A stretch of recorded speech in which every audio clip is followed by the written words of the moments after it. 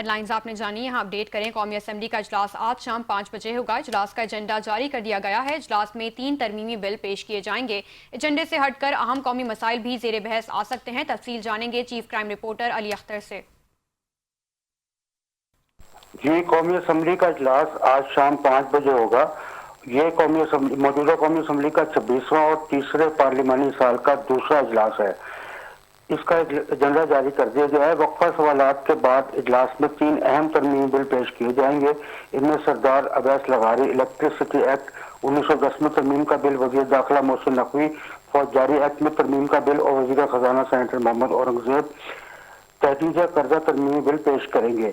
नून लीगी रुकने कौमी असम्बली अंजुम अकील खान तवज्जो दिला नोटिस के जरिए यूनिवर्सिटियों की भारी फीसों का मामला उठाएंगे। इसके अलावा सदर ममलिकत के खिताब पर बहस भी एजेंडे में शामिल है।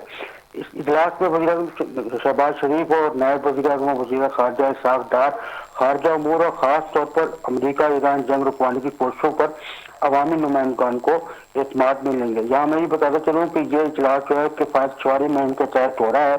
इसमें जो अमला है कौमी असम्बली का वो भी कम होगा, जबकि अरकान असम्बली ज्यादातर अपनी गाड़ियों पर आएंगे। जी, चीफ रिपोर्टर अली अख्तर इस्लामाबाद से हमें तफसीलात से आगाह कर रहे थे। आपका शुक्रिया।